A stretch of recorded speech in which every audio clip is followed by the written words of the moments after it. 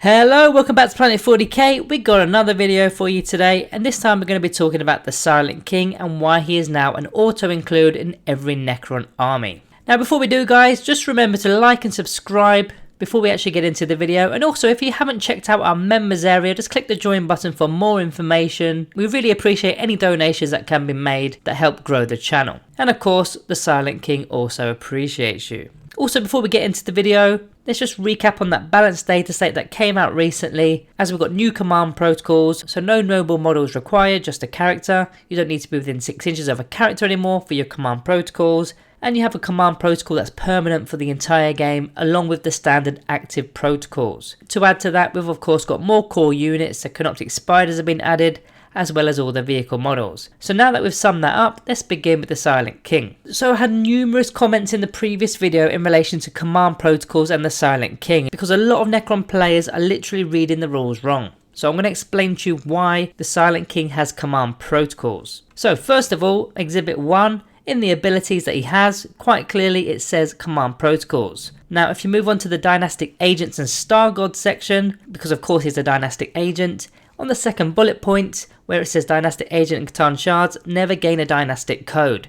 And this is not a command protocol, this is a Dynastic Code. So there is a clear difference there. So let me show you an example of what he doesn't get, which is a Dynastic Code. So I'm going to take the Zarrican Dynasty for example, because that's the obvious one to mention here. So he's not going to be gaining any of these. He's not going to get that 5+ Fear No Pain against mortal wounds. He's not going to be able to get to re-roll a single room roll. And more importantly, the third bullet point there, if every unit in your army, excluding Dynastic Agents, Catan Shard units, have this code, you can select both of the command protocol directives instead of just one. Now the part that he doesn't gain here is the fact that he doesn't gain both of the directives. He still gains the single benefit of having one directive, but as for the dynastic buff, he doesn't gain both. Then I'm going to take you to Exhibit 3, which is just the command protocols rule in general. I think this is the part where people are reading this sentence incorrectly. So if every unit from your army, excluding Dynastic Agents and Catan Shards and unaligned units, is from the same dynasty and you select a noble model to be a warlord, the unit is eligible to benefit from this ability, and the following rules apply. So the part that says excluding Dynastic Agents and Catan Shard units, that's where people are getting things wrong. It's not saying Dynastic Agents and Catan Shards are excluded from command protocols. What it is simply saying is if every unit from your army has the same dynasty, and that doesn't include Dynastic Agents, Catan Shards, so if everybody else is in the same dynasty, then you're allowed to get your command protocols. There's a very subtle difference in how you read the sentence, but long story short, Dynastic Agents, Catan Shards are not going to affect your dynasty as a whole, because every unit in your dynasty needs to be from the same dynasty in order to gain command protocols, and of course that isn't possible if you've got Dynastic Agents, Catan Shards, because they don't actually have a dynasty. Now hopefully I've cleared that part up for most of you guys at least. Just to further add to this, he does have the Dynastic Agent keyword, but it also does have the Zarrican Dynasty keyword, so he is eligible to be a target of stratagems or abilities that are from the same dynasty code. And in fact they even FAQ'd this in the last chapter approved, where they said that the Silent King can gain access to the Zarrican stratagem, however he doesn't gain the benefits from the dynastic code. Okay, so now that that's out the way, hopefully we've covered that, let's move on to the actual reason why the Silent King is an auto-include. Now you've got to bear in mind that with this new chapter approved book, the amount of command points that you start a battle with is much less. In fact it's halved, although you will gain more command points as the turns go on. Now one of the main abilities that the Silent King brings to the table is the fact that if he's your warlord, which he will be, you're going to be receiving 3 additional command points at the start of the game. So if you're playing a strike force game, you're starting the game with 9 command points instead of 6. Of course you've got to minus any relics and warlord traits on top of that. So you're going to give yourself a massive advantage for the very start of the game. Now as already mentioned in the intro of this video, vehicles have gained the core keyword, and that will include the Silent King and his 2 Tricormineers, as you can see from the keyword section on the screen there. Now this is really important because the Silent King himself has got a lot of abilities that relate to core units. So for example, the first one, Fair Enough Stars, which is an aura ability for friendly Necron core units that are within 6 inches of the Silent King. All of the range attacks for that core unit can be re-rolled. So that's going to be including himself because he's within his own aura, so he's re-rolling all hit rolls at range. Now very similarly with the Fair Enough Blades aura, he's going to be able to re-roll all of his wound rolls in melee. So he's pretty much using his own buffs on himself, pretty much like a chapter master in the Space Marines Codex.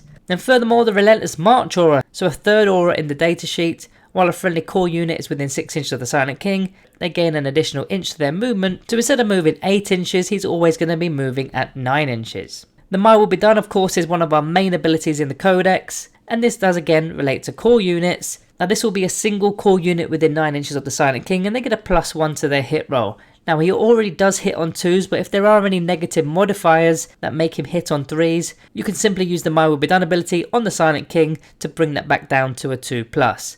Then further to add to this, the Fair On ability allows you to use your My Will Be Done ability on 2 separate units. So one of those units could be the Silent King, and then another of the units. There's a load of new core units now. Here's an example of just 8 of the new ones, most of them being vehicles, but you've got to remember the Canoptic Spider there as well. So all of these core units, plus the core units that we already previously had, all of them can benefit from My Will Be Done. Now in terms of some synergy from other areas of the Codex, starting off with Illuminor Szeras, with his mechanical augmentation ability. Now this is going to work on a Necron's core unit, and we've already established Silent King is now core. Now it is a random result. 2 out of 3 of them are pretty decent for the Silent King. The first one adding 1 to his strength, the second one adding 1 to his toughness, so that could potentially make him a toughness 8 vehicle, or the third one is simply improving his ballistic skill. Now as already mentioned, he hits on 2s anyway and he's re-rolling because he's within his own aura, so that one isn't really needed, but it is a random roll, you don't get to decide which one you're taking here. Then further with the Illuminor Szeras, the second reason why the synergy is really good is the Empyric Overcharger Aura ability, which is for any enemy cycles within 12 inches of the model. They're going to suffer perils of the warp on any rolls of a double, instead of just double 1s and double 6s. Now the reason why this synergy is good, because the Silent King is an anti-psyker model, he's got his own anti-psyker ability, and also the Zerican Dynasty stratagem is an anti-psyker stratagem as well. Now the third reason, and probably the most important reason in fact for taking Illuminor Szeras, is the Rites of Reanimation ability. In the command phase you can be selecting a core unit within 6 inches and be bringing back a destroyed model from the unit. Now you've got to remember that the Silent King is actually a unit of 3, he's got 2 Trichomineers, so you can be bringing back one of those Trichomineers, which is actually 5 toughness 7 wounds within itself, which of course each one has a 4+ invuln save on top of that. So that's a really strong bit of synergy there from Illuminor Szeras. Now very similarly, you can take a Technomancer using pretty much the same ability, Rites of Reanimation. Now I know a few of you are already jumping out of your seat saying you can't use a Technomancer to be bringing back a Trichomineer because he doesn't have the Dynasty Core keyword. Now let me explain to you why this does work and you are incorrect. So if you go to the Dynasty section of your Codex, you will read, when you include such a unit in your army, you must nominate which dynasty it's from and replace the dynasty keyword in every instance of the datasheet with the name of the chosen dynasty. Then it even goes to give you an example with the Royal Warden. So if you take the Rites of Reanimation ability, you're going to be replacing the dynasty keyword with the Zerican Dynasty keyword, because of course you do need to be within the same dynasty as a Silent King. So now all of a sudden it's going to be saying select one friendly Zerican core unit within 6 inches. Now that's the easy part. The second part is the reanimation protocols. A lot of people are suggesting that the Silent King does not have reanimation protocols, therefore he cannot be a target of the Rites of Reanimation ability. Now I strongly disagree with this, and the reason is as follows. Now first of all, the reanimation protocols ability very clearly happens in your opponent's turn. Each time an enemy unit shoots or fights after it's made its attacks, bloody blah. This is happening in your opponent's turn, whereas the Rites of Reanimation ability is happening in your own command phase. Second of all, the Rites of Reanimation ability makes no direct link whatsoever to reanimation protocols.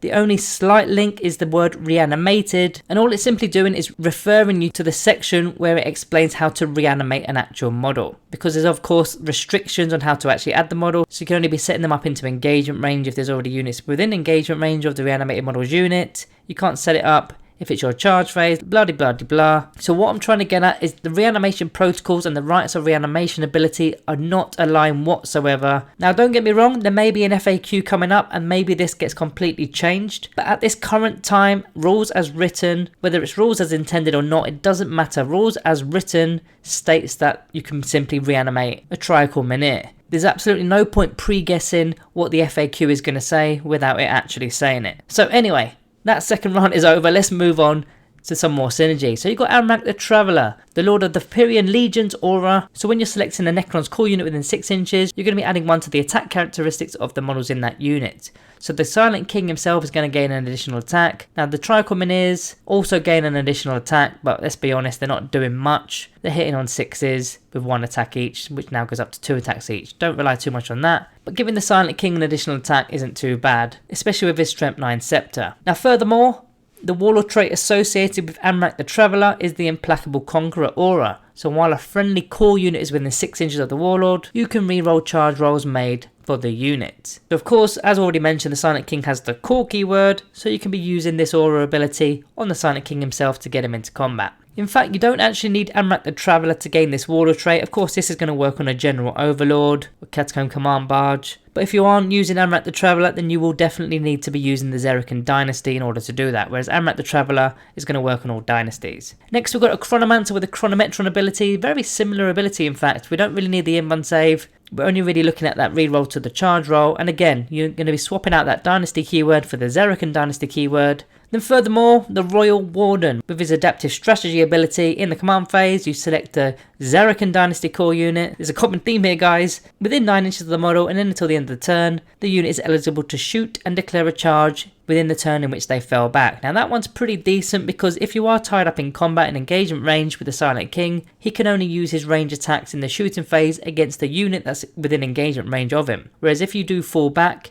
you're now able to select your targets around the battlefield and then make that charge move back into the unit that you were in engagement with in the first place. So it's just a little bit more firepower going elsewhere and a little bit more selection. Onto the relic section, there's only one that's going to work with the Silent King, and that is the Veil of Darkness relic. Again, you're swapping that Dynasty keyword out with the Zerican Dynasty keyword, so you must be playing with the Zerican Dynasty. He's got the core keyword of course. You can be using that Veil of Darkness relic from one of your unnamed characters, zipping him across the battlefield. It could even be done in turn 1. Now he does fit, I have measured this out, he does quite comfortably fit wholly within 6 inches of the bearer, and that does include the Trichominirs as well. Next, we wanted to go over some command protocols. Now, I've already mentioned at the start of this video why he does get command protocols. I'm not going to repeat that all over again. So if you have skipped to this part of the video and you're still wondering why I'm talking about command protocols, go back to the intro and you'll see what I'm talking about. But if you were to use a permanent command protocol of Eternal Guardian, you should be looking at Directive 1. If he doesn't make a move, he's going to be gaining the benefits of light cover. That's going to give him a 2+ armor save. Now, he's already got a 3+ armor save with a 4+ invulnerable save, but getting a 2+ armor save, that's going to protect him a little bit more against those light weapons. Now, something admittedly I've only just noticed in this directive is the fact that this directive clearly states this batter round as opposed to your previous movement phase. Why that subtle difference is quite important is because if you go second and your opponent goes first, then when it does get to your turn, but this is a new battle round, so therefore you can actually move in your previous movement phase and still gain light cover. Because you of course moved in the previous battle round, so therefore when you're being targeted in this battle round, you've not done any movement. I had to read that a few times to get my head around that. Onto the Protocol of Sudden Storm, looking really at Directive 1 to be +1 to the movement characteristics of all models in the unit. Now don't forget he's already getting +1 inch for the Relentless March aura, which is going to work on himself. So that's a directive that will work quite nicely with the Silent King. Of course, it's going to be dependent on your whole army in particular, but I'm just talking about the Silent King in this video today. Now, as for number 3, Protocol of Vengeful Stars.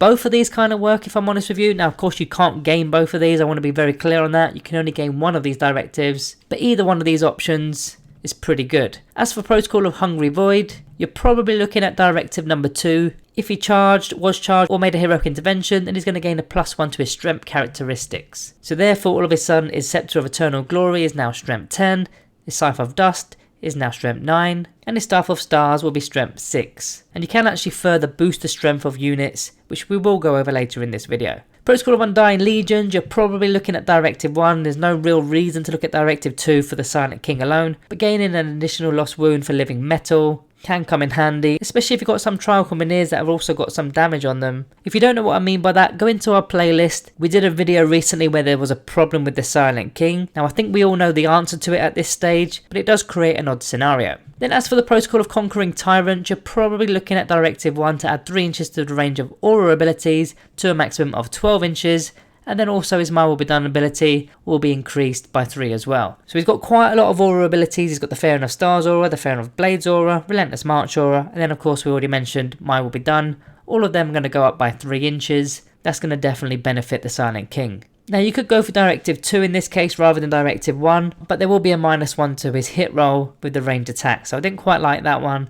Directive 1 seems a little bit more appropriate. Then we're on to the final chapter of the video. We're just kind of throwing in the rest of the odds and sods here. So we got the stratagem disruption fields. This is where you can add an additional bit of strength to core units. Now we know already he's got the core keyword, and if you're pairing this with the permanent protocol of Hungry Void with Directive 2, instead of gaining one additional bit of strength, you'll be using this stratagem on top of that to be gaining +2 to his strength characteristics for only one single command point. Then the final bit of synergy I've got for you today is from the Cryptic Arcana. It's the Hypermaterial Abilitar. In the command phase, you select a friendly Zerakan core unit within 9 inches of the bearer, and until your next command phase, each time a ranged attack is made against the unit and the attacker is more than 12 inches away, you're going to be gaining the benefits of light cover. So that one's very similar to the protocol of Eternal Guardian with Directive 1, but it's just another way of giving your Silent King light cover. So guys, that's all the synergy I've got for you today with the Silent King, and pretty much why he's now an auto-include in every Necron list that you build. If there's any further synergy that I've missed on this video today, please drop it in the comments below. We'd love to hear what you've got, and if you found this video useful, remember to like and subscribe to the channel. So yeah, other than that guys, you know what's coming. All that's left to say is thank you all for watching, and I'll see you next time.